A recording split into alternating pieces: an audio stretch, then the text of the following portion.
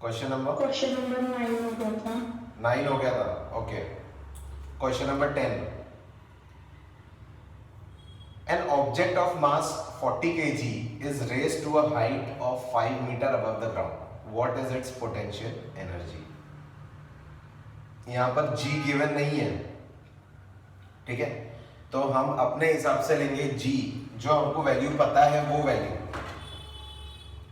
हमको कौन सी वैल्यू पता है 9.8, उससे निकालेंगे।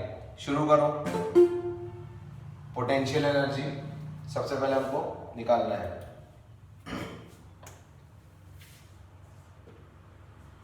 पोटेंशियल एनर्जी या work done is equal to mgh हम निकालेंगे। m कितना है 49.8 एंड 5। बताओ आंसर कितना आता है सॉल्व करके।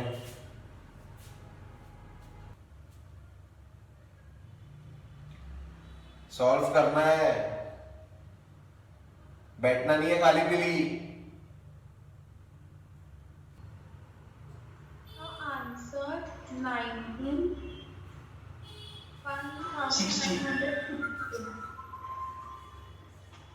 1960 जूल्स, ठीक है। अब ये ऑब्जेक्ट है, इसको ऊपर लेकर गए तो इसमें आ गई पोटेंशियल एनर्जी, ठीक है। अब ये बोल रहा है आगे, if the object is allowed to fall, उसको गिरने दिया वहां से, find its kinetic energy when it is half way down. मतलब वो सेंटर में है यहां पर, मतलब जो उसकी टोटल h था, h वो हो गया अब यहां पर h/2। मतलब मुझे निकालना है इस पॉइंट पर उसकी काइनेटिक एनर्जी, तो मैं लिखूंगा kinetic energy halfway down will be potential energy upon 2, that is 1960 upon 2 is equal to, ये निकालो कितना आएगा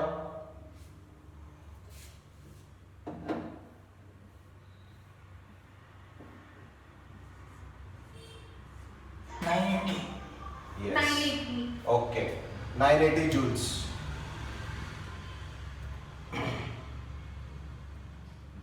यहां पर पूछा नहीं है, लेकिन ये कौन सा लॉ अप्लाई हो रहा है यहां पर लॉ कौन सा अप्लाई हो रहा है एनीबॉडी?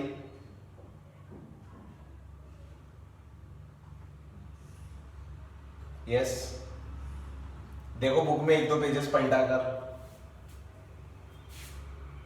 तो पता चलेगा कौन सा लॉ अप्लाई हो रहा है। पेज 157 पर भी है लास्ट 4th पॉइंट, कौन सा लॉ है? Conservation of energy, law of conservation of energy. तो वो भी तुम लिख सकते हो यहां पर, according to law of conservation of energy, उसकी एक लाइन यहां पर तुम डाल सकते हो, ठीक है। Next question, what is the work done by the force of gravity on the satellite moving around the earth? Justify your answer। तो ये आप जहां पर भी पढ़ेंगे, क्वेश्चन नंबर 10 आप अलग अलग बुक्स में पढ़ेंगे तो वहां पर आपको cos थीटा दिखेगा बीच में, cos थीटा sin थीटा ये सब दिखेगा। मतलब ऐसा देखो, इसको बोलते हैं कॉस, इसको बोलते हैं थीटा, इसको रीड किया जाता है ऐसे कॉस थीटा, ठीक है। ये टर्म्स आपको देखने मिल सकती है, समझे? तो ये टर्म्स को अवॉइड करना है, ये टर्म्स में हमको आंसर नहीं देना है क्योंकि ये हमारे सिलेबस में नहीं है। तो इसके कुछ सिंपल आंसर लिखेंगे हम। अब मुझे सबसे पहले ये बताओ कि वर्क डन की कंडीशन क्या है? वर्क डन की कंडीशन क्या है? Anybody? What is the condition of work done? Page 147 पर है।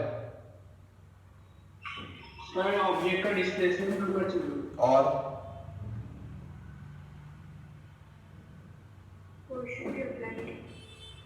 फोर्स अप्लाई होना चाहिए।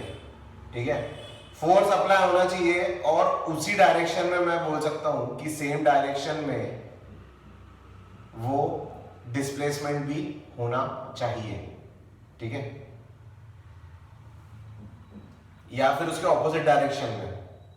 ठीक है, जैसे ये अगर मेरे पास पेन है और ये पेन को मैं इधर मूव कर रहा हूं तो ये सेम डायरेक्शन में फोर्स हो रहा है और उसी डायरेक्शन में डिस्प्लेसमेंट हो रहा है। कभी कभी ये पेन मेरी तरफ आ रहा है तेजी से और मैं इसको फोर्स लगाकर इस तरफ ले जाना चाहता हूं लेकिन जा नहीं रहा, फिर भी इस तरफ ही आ रहा है। ये कब होता है? फ्रिक्शनल फोर्स में। फ्रिक्शनल फोर्स में ये होता है कभी कभी। ठीक है, टायर जो है वैसे ही रोल प्ले करते हैं, हमारे साइकिल के टायर, गाड़ी के टायर। ठीक है, तो या तो उस दिशा में, डायरेक्शन में, या फिर उसके ऑपोजिट में कहीं तो भी डिस्प्लेसमेंट होना चाहिए। लेकिन जब हम बात कर रहे हैं सैटेलाइट की, तो सैटेलाइट के साथ क्या हो रहा है?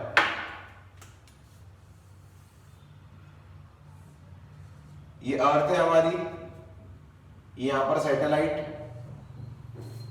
यहां पर काम कर रही है ग्रेविटी या एक्सेलरेशन ड्यू टू ग्रेविटी भी मैं बोल सकता हूं, यहां पर काम हो रहा है उसका। लेकिन सैटेलाइट का जो डायरेक्शन ऑफ मूवमेंट है वो है टेंजेंशियल।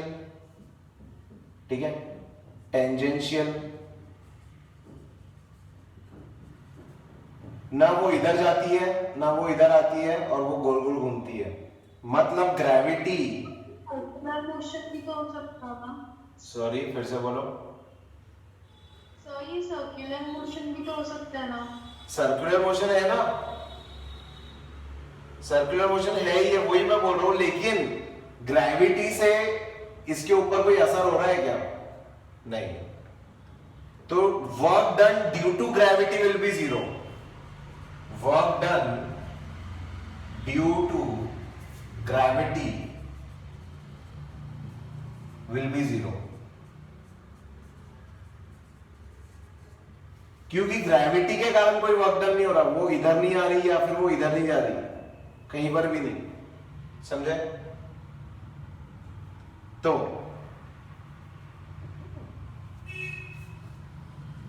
अब मैं आंसर लिखाता हूं इसका। तुमको अगर ये फिगर बनाना है तो फिगर बना के रख सकते हो साइड में।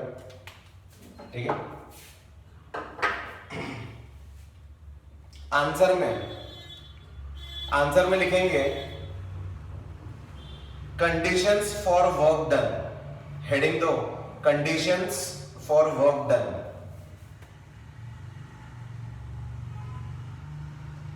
पहली कंडीशन क्या है? Force acts on the object. लिखो, force acts on the object. Second condition है डिस्प्लेसमेंट ड्यू टू फोर्स। तो displacement due to force in or opposite to the direction of force, in or opposite to the direction of force। ये दोनों condition satisfy होनी चाहिए, लेकिन यहां पर हो रही है क्या हमारी satisfy?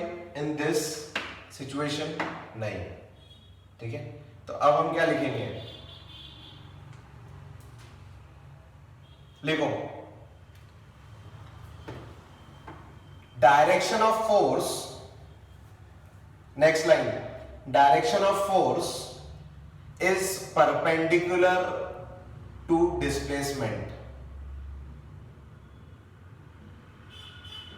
Direction of force is perpendicular to displacement, comma, therefore work done is zero, comma, therefore work done is 0।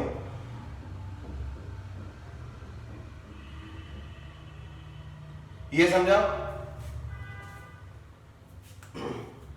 तो इसके ऊपर ये परपेंडिकुलर है, ये जा रहा इधर और फोर्स इधर लग रहा, इसीलिए देयरफॉर लिखेंगे work done due to gravity will be 0। Question में क्या दिया है पहले देख लो। Work done by the force of gravity on satellite moving around the earth is 0, ऐसा पूरा लिखो। जो क्वेश्चन की स्टेटमेंट है वर्क डन से लेकर अर्थ तक, वो पूरी स्टेटमेंट लिखो। Work done by the force of gravity on satellite moving around the earth is 0। समझ में आया सबको? आगे बढ़ेंगे। Question 12, can there be displacement of the object in the absence of any force acting on it? Think, discuss the question with your friends and teacher. क्या बोल रहा है? Can there be displacement of an object in absence of any force acting on it? ऐसा हो सकता है। कैसे? Example तो देना पड़ेगा ना। डिस्कस करने बोला है with your friends and teacher. Velocity अगर कांस्टेंट रही तो एक्सेलरेशन नहीं होगा। Can there be displacement of an object in absence of any force acting on it? हो तो सकता है, ठीक है। पहले लिख दो यस, लिखेंगे यस। यस के बाद में लिखो केस 1। केस 1, केस 1 में लिखेंगे object moving with constant velocity. Object moving with constant velocity, constant velocity से एक चीज मूव कर रही है तो, लेकिन उसमें एक्सेलरेशन नहीं है, उसमें एक्सेलरेशन नहीं है, तो ब्रैकेट में लिख सकते हैं नो एक्सेलरेशन, ठीक है। नो एक्सेलरेशन एक वो केस में हो सकता है। सेकंड,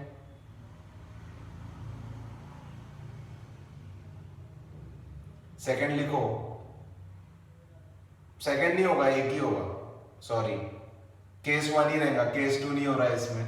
मुझे लगा कि केस 2 भी पॉसिबल है लेकिन नहीं है, एक ही है। लिख दिया आपने वो। उसके बाद लिख दो नेक्स्ट लाइन में लिखेंगे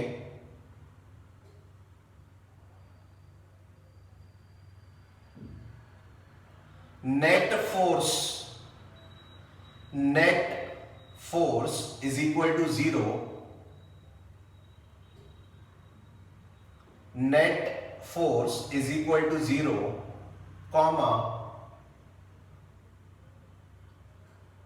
but displacement is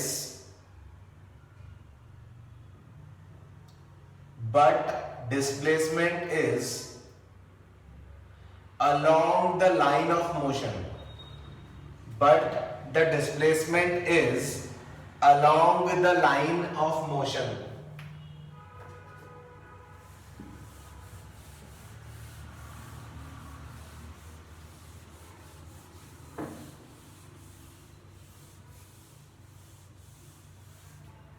आगे question 13, a person holds a bundle of hay over his head for 30 minutes and gets tired. Has he done some work or not? Justify your answer। तो work किया है क्या इसने? बताओ, किया है क्या? उंगली मत खाओ। नहीं। क्या नहीं? उंगली नहीं खा रहे कि उसने वर्क डन नहीं किया? उसने वर्क ही नहीं किया। अच्छा ठीक है, तो सबसे पहले आप लिखोगे वही दोनों कंडीशंस जो हमने ऊपर लिखी थी क्वेश्चन नंबर 11 में, वो कंडीशंस लिखेंगे और उसके बाद आप लिखेंगे because there is no displacement there is no work. ठीक है, नो लिख दो बस, लेकिन वो दोनों कंडीशंस लिखना पड़ेगा इसमें, बस नो लिख दो आपके आंसर में, साथ में लिखना पड़ेगा दोनों कंडीशंस। आगे क्वेश्चन 14 क्या बोल रहा भाई? सर सिर्फ ये लिख सकते हैं ना कि नो डिस्प्लेसमेंट। हाँ लेकिन कंडीशन लिख दिया तो थोड़ा ऐसा बड़ा दिखेगा आंसर। 1 मार्क के लिए आया तो नो भी लिख सकता, 2 मार्क के लिए आ गया तो एक्सप्लेन करना पड़ेगा थोड़ा डिटेल में, ठीक है। आगे question 14 an electric heater is rated 1500 watt. How much energy does it use in 10 hours? मतलब एनर्जी निकालना है, लेकिन एनर्जी तो आपको पता है कि जूल्स में निकालते हैं हम, ठीक है। जूल्स में हम निकालते हैं वर्क डन या फिर एनर्जी। फॉर्मूला बताओ पावर का। वॉट में दिया है ना, मतलब पावर दिया है उसका।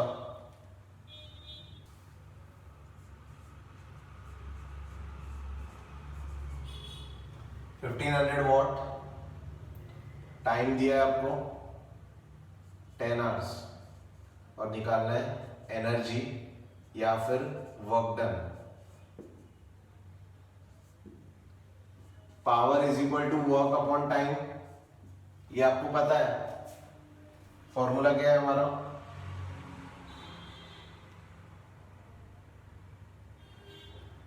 Power is equal to work upon time, और यहां पर हमको निकालना है उसका एनर्जी। किलोवाट आवर में निकालना है, किलोवाट आवर में निकालना पड़ेगा, क्योंकि हमने देखा है जब भी हम किसी अप्लायंस का एग्जाम्पल 11.9 में देखो, एग्जाम्पल 11.9 उसके जैसा दिख रहा है क्या ये क्वेश्चन? 11.9 की तरह दिख रहा है क्या मुझे? एग्जाम्पल 11.9 ऑन पेज नंबर 156 उसके जैसा ही है, तो उसके जैसे सॉल्व भी करेंगे इसको, ठीक है। वहां लिख दो एग्जाम्पल 11.9। पावर को हम लिखेंगे 1.5 किलोवाट, तो अब हमको निकालना है work done will be P into T. 1.5 into 10 कितना हो रहा है? 15 जूल्स। करेक्ट है क्या? या फिर हम बोल सकते हैं 15 किलोवाट आवर। अच्छा, एनर्जी निकालने बोला है ना इसने, this is energy 15 kilowatt hour which is 15 units। ये सही होगा, एनर्जी कंज्यूम्ड। सर उसने 10 आवर बोला। हाँ तो 10 आवर बोला ना, 10 आवर्स सही तो है? नहीं सही नहीं है, बताओ। ये 10 आवर्स है ना, तो ये इधर चला जाएगा, इसके साथ मल्टीप्लाई हो जाएगा, and this is your 1.5 kilowatt. This can be written as 1.5 kilowatt, ठीक है। किसी को ये नहीं समझ में आया होगा पूछ लो। ये वर्क डन या फिर हम इसको एनर्जी भी बोल सकते हैं, जैसा कि एग्जाम्पल 11.9 में है। सेम वैसे ही करना है, बस उसमें बल्ब की जगह पर यहां पर उसने ला दिया है इलेक्ट्रिक हीटर और वैल्यूज चेंज कर दी, और कुछ भी अलग नहीं है, ठीक है। और एग्जाम्पल 11.9 के पास लिख दो क्वेश्चन 14। क्वेश्चन 14 लिखेंगे उसके पास। डन। आगे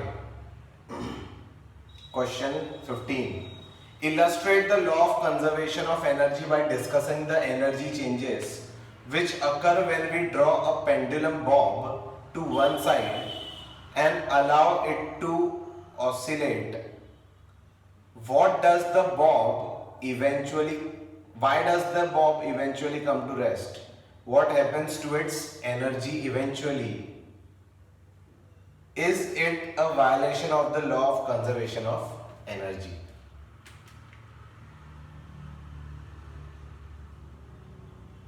बताओ भाई।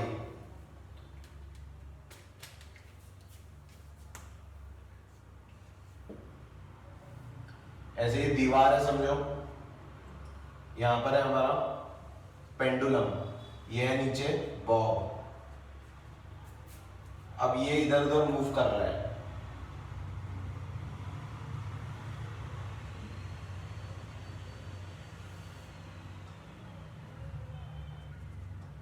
ऐसा ऐसा ये मूव कर रहा है, ठीक है। अब ये बॉब का नाम जो है, ये है पॉइंट P, ये है पॉइंट A, ये है पॉइंट B। उसने क्या बोला है?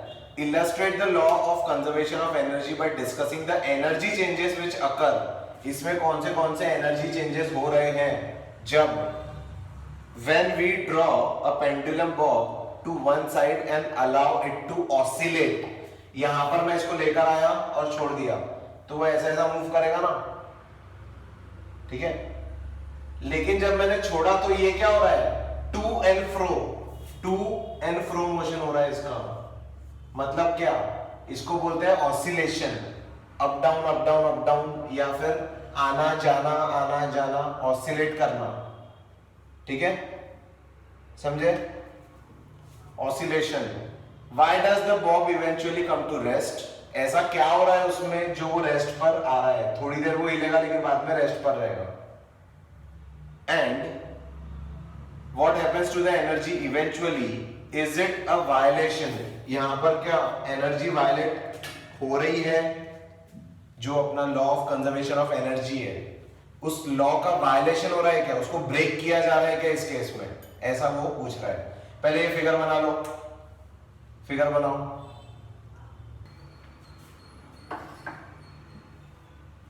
सबसे पहले आप लिखेंगे, इसके बाद law of conservation of energy लिखो, law of conservation of energy. Summary से भी देखकर लिख सकते हैं, लास्ट फोर्थ पॉइंट लिखो fast, law of conservation of energy. उसके बाद में हम उसके 3 क्वेश्चंस का आंसर देंगे। तो सबसे पहले आप ये लिखेंगे, इसके लिए 1-2 लाइन छोड़ दो, उसके आगे हम देखते हैं। तो सबसे पहले हम उसको किस पॉइंट पर लेकर गए? हम उसको लेकर गए पॉइंट A पर, ठीक है। अब उस बॉब को हम पॉइंट A पर लेकर आए, तो सबसे पहले है पॉइंट A। उसके बाद उसमें कौन सी एनर्जी आ गई? पॉइंट A पर जब मैं उसको लेकर आया, वो पहले यहीं पर था, उसको मैं यहां तक लेकर आया, तो उसमें कौन सी एनर्जी आ गई?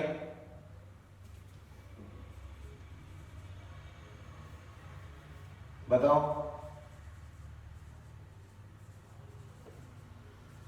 When we pull bob to point A, it acquires potential energy, ठीक है। After leaving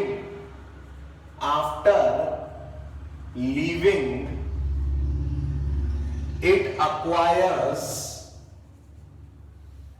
kinetic energy till it again reaches point P, but the kinetic energy is continuous। अभी ये रुकेगी क्या? यहां पर आकर रुक जाएगा क्या? नहीं, ये क्या करेगा, उस जो बची हुई उसमें काइनेटिक एनर्जी है और वो उसको आगे तक लेकर जाएगी, और ठीक है, और ये टू एंड फ्रो मोशन में ऑसिलेट होता रहेगा। तो हम यहां बोल सकते हैं but at point P the potential energy is 0, और उसमें क्या है? सिर्फ काइनेटिक एनर्जी। अब वो काइनेटिक एनर्जी उसको लेकर जा रही है अगेन पॉइंट B पर। तो but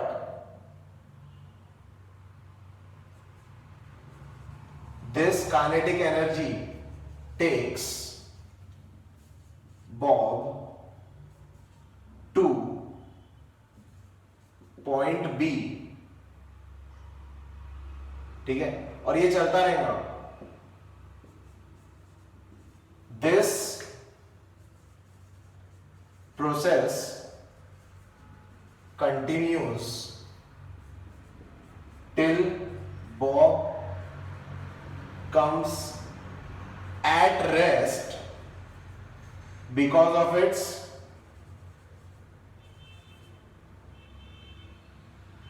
of air friction around it.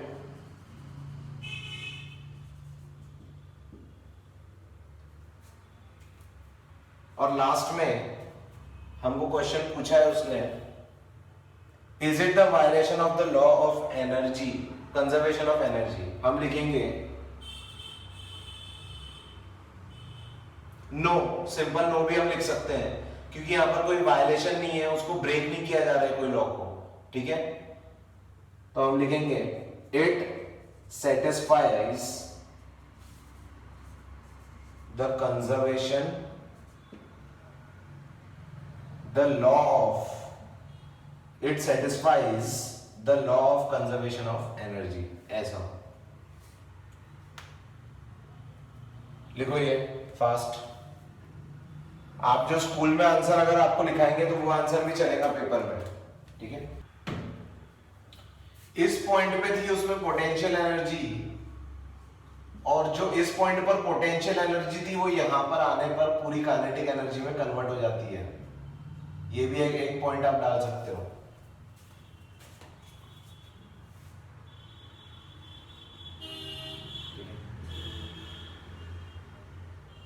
Potential energy at point A gets converted to kinetic energy at P. ये एक पॉइंट आप यहां पर डाल सकते हो.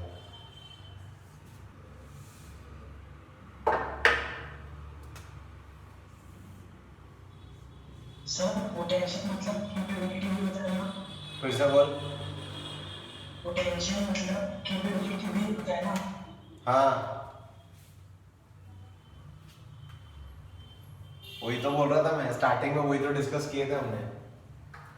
इस बच्चे में बहुत पोटेंशियल है, टॉपर आ सकता, लेकिन पढ़ता नहीं. एक बच्चा है ना ऐसे 10th में, एक बच्चा है बहुत, उसको बहुत तेज दिमाग है, सुपर ब्रिलियंट, लेकिन वो बच्चा ला सकता 95, लेकिन वो लाएगा नहीं क्योंकि उसका गेमिंग में ध्यान है पूरा, उसको पढ़ना अच्छा नहीं लगता. ये भी कोई बात हुई? नहीं लाएगा. कोई बोलेगा कि फिर ला सकता नहीं. ऐसा है, कोई अच्छा स्विमर है तो उसने अच्छी स्विमिंग करना चाहिए, उसको उसने अपने टैलेंट को यूज करना चाहिए, लेकिन करते नहीं लोग. ठीक है, चलो, तो अपने पोटेंशियल को पहचानो, उसको काइनेटिक में कन्वर्ट करो. Next question very easy, question 16. An object of mass m is moving with velocity v. How much work should be done on the object in order to bring the object to rest? एक object है, वो move हो रहा, तो उसकी kinetic energy कितनी हो गई? Half m v square. अब वो उस इतनी एनर्जी के साथ में मूव कर रहा है, और हमको पता है कि energy is equal to work done होता है, तो इसको रोकने के लिए भी इक्वल एनर्जी लगेंगी ना. ठीक है, इसको रोकने के लिए इक्वल एनर्जी लगेंगी, तो हम क्या लिखेंगे? Half m v square. Question में क्या बोला है? How much work should be done? Half m v square of work should be done to bring object to rest. लिखो, टाइम पास क्वेश्चन है ये, इजी। जितनी एनर्जी से वो मूव हो रहा है उतना ही एनर्जी हमको लगेंगी उसको स्टॉप करने के लिए। क्वेश्चन 17, क्वेश्चन 17 इजी है।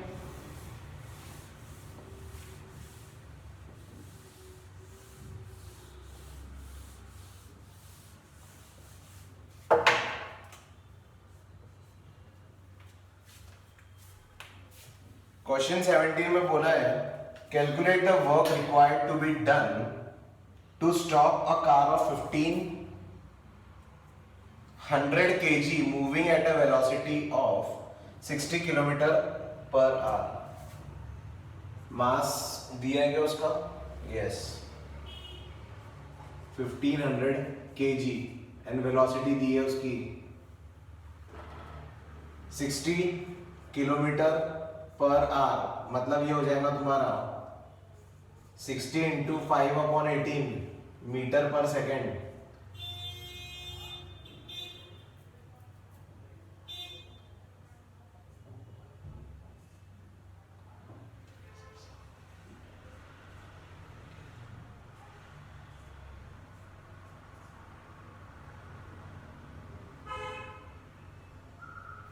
फाइव ज़र हो रहा है क्या ये?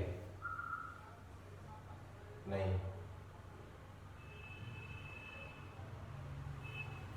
3 6 18।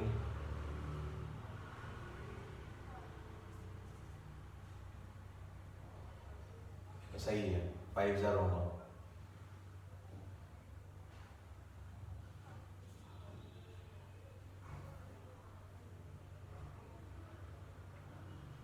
नहीं हो रहा है ये तो।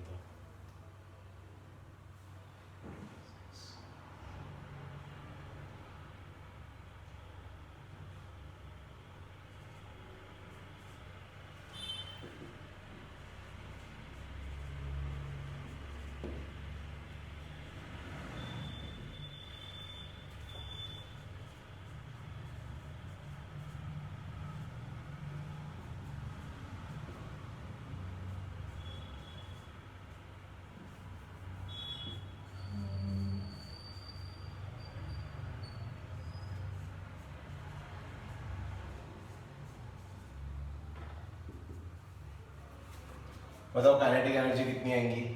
बहुत बड़ा है, आंसर बहुत लंबा जा रहा है। बहुत समय होगा सर। तो क्या है आंसर?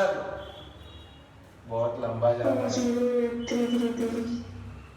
208,333 के आगे 208,333.333 ऐसा है ना जूल्स? तो ये करेक्ट है। बुक के पीछे आप चेक कर सकते हो, चैप्टर 11 सही है हमारा आंसर। इतनी एनर्जी लगेंगी उसको रोकने के लिए, ठीक है? उस कार को रोकने के लिए इतनी एनर्जी लगेंगी, तो आप लिखना पड़ेगा आपको finally 208,333.33 joules of energy is required to stop the car. ठीक है? क्वेश्चन 18 बहुत ही सिंपल है। क्वेश्चन 18, क्वेश्चन 18 पहला वाला तो हमने देख ही लिया, परपेंडिकुलर दिख रहा है वो, तो वर्क डन कैसा रहेगा? 0 रहेगा। 0। सेकेंड, दोनों सेम डायरेक्शन में, कैसा रहेगा? पॉजिटिव। और थर्ड में रहेगा नेगेटिव। एक डायरेक्शन में फोर्स है, एक डायरेक्शन में डिस्प्लेसमेंट है, तो नेगेटिव लिख दो। 0 पॉजिटिव नेगेटिव लिखो।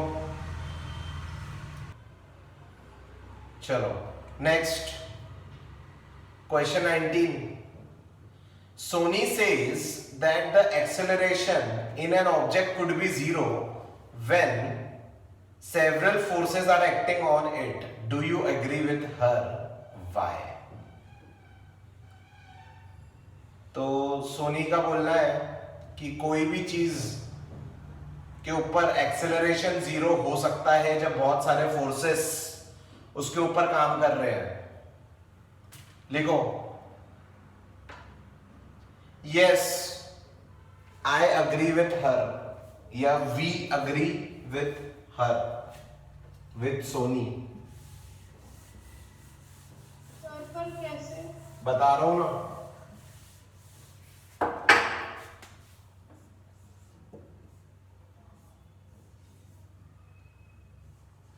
ये चीज है, ये मूव कर रही है या फिर ये एक ही जगह पर है, और क्या बोला, एक्सेलरेशन इज 0। अगर ये कांस्टेंट वेलोसिटी से मूव कर रही है, या फिर ये हो गया केस 1 आपका, या फिर ये रेस्ट पर है, ये हो गया केस 2।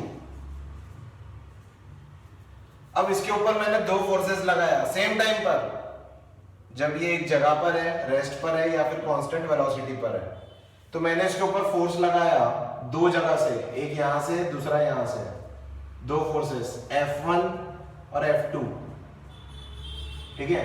और इसने बोला सेवरल फोर्सेस, बहुत सारे फोर्स उसके ऊपर काम कर रहे हैं, तो चलो मैंने 2 और फोर्स लगा दिया, F3 F4। तो ये कब पॉसिबल है कि उसमें एक्सेलरेशन नहीं होगा? ये तभी पॉसिबल है जब ये चारों फोर्सेस एक दूसरे को कैंसल आउट कर रहे हैं। मतलब F1 is equal to F2 is equal to F3 is equal to F4। जब चारों फोर्सेस आपस में मिलकर 0 बनेंगे, 0, तब इसमें कोई एक्सेलरेशन नहीं होगा। समझे? ये समझ में आया? कोई डाउट है पूछो, लिखो।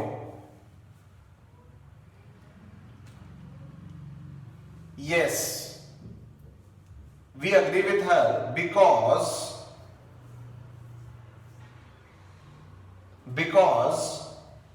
when all forces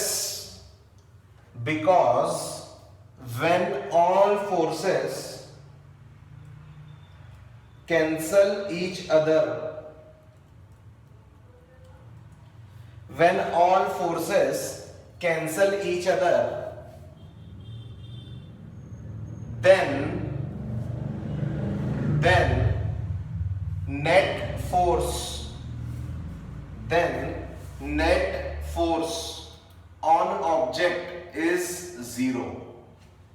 Then net force on object is 0. ठीक है? तो सोनी इज करेक्ट। आगे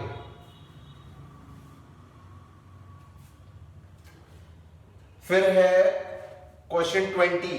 find the energy in kilowatt hour consumed in 10 hours bye 4 devices, underline 4 devices of power 500 watt each, 500 watt each। ये भी वैसे ही करना है, कुछ अलग नहीं है इसमें।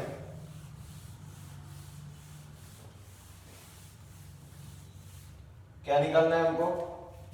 एनर्जी पहले निकालेंगे फॉर वन डिवाइस।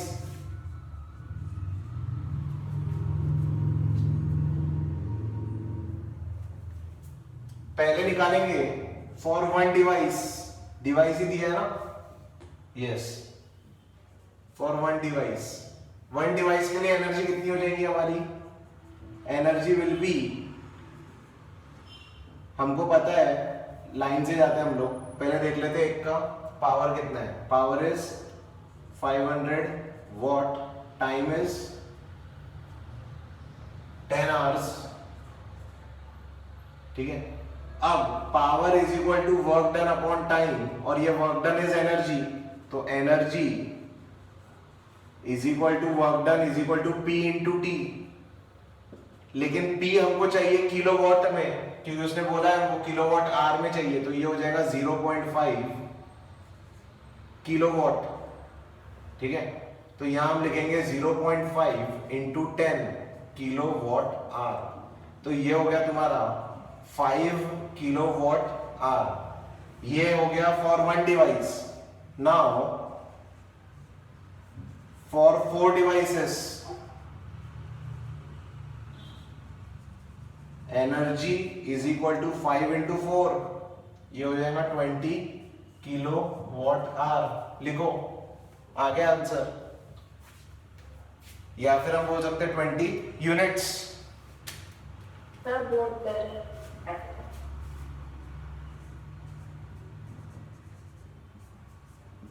20 यूनिट्स भी बोल सकते हैं हम।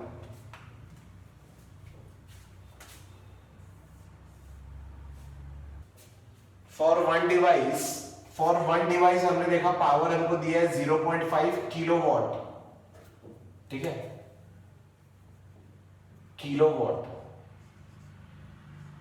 और टाइम इतना दिया है, तो एनर्जी हमने निकाला that is work done is equal to power into time, वो आ गया 5 इंटू 4 करेंगे हम फॉर 4 डिवाइसेस, तो ये हो जाएगा आपका 20 kilowatt hour, that is 20 units. लिखो लिखो। Next last question.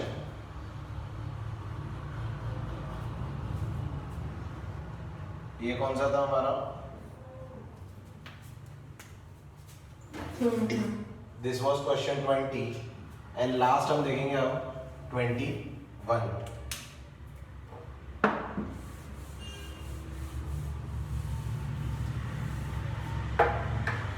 ये हमने ऑलरेडी बहुत बार देखा है, इजी भी है।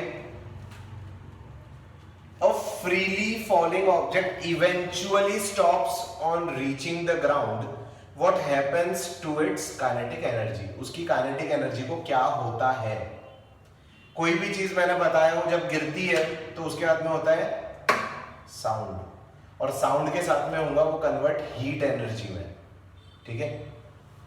लेकिन इन दोनों चीजों के अलावा एक और चीज होती है, डिपेंड करता है कि वो ऑब्जेक्ट कितना भारी है और वो कितने स्पीड से आकर गिरा, कितना एक्सेलरेशन था उसका। अगर बहुत ज्यादा स्पीड से आकर गिरता है तो हो सकता है कि वो जमीन में गड्ढा भी कर दे, ठीक है। तो ये सारी चीजें होने की पॉसिबिलिटी है। लिखो,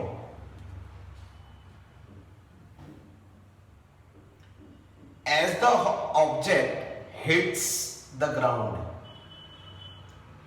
as the object hits the ground, comma, all its kinetic energy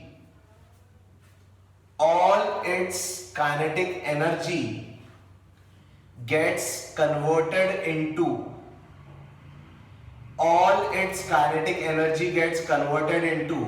heat energy and sound energy. Heat energy and sound energy. Full stop. It can also deform the ground. It can also deform, DEFORM, deform.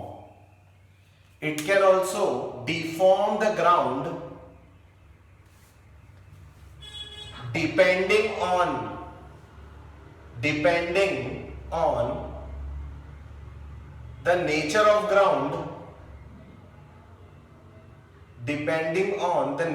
ground,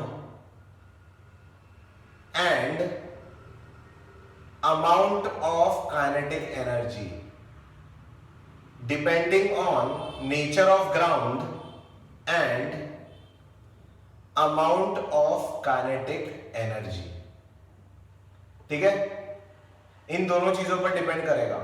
अब एक bullet है, bullet से मैं ground पर मारता हूं तो chances है कि वहां पर गड्ढा हो जाएगा, ठीक है। लेकिन मैंने पॉपकॉर्न लिया, पॉपकॉर्न से मारूंगा तो गड्ढा होगा क्या? नहीं, ऑब्वियसली नहीं होगा, ठीक है। तो बस, और काइनेटिक एनर्जी भी आपका मास पर भी डिपेंड करता है, सिर्फ वेलोसिटी नहीं है उसमें, मास भी इंपॉर्टेंट फैक्टर है, ठीक है। तो इन सब चीजों पर डिपेंड होगा। चलो, इसी के साथ में ये चैप्टर कंप्लीट होता है। God bless you, Bye. Bye.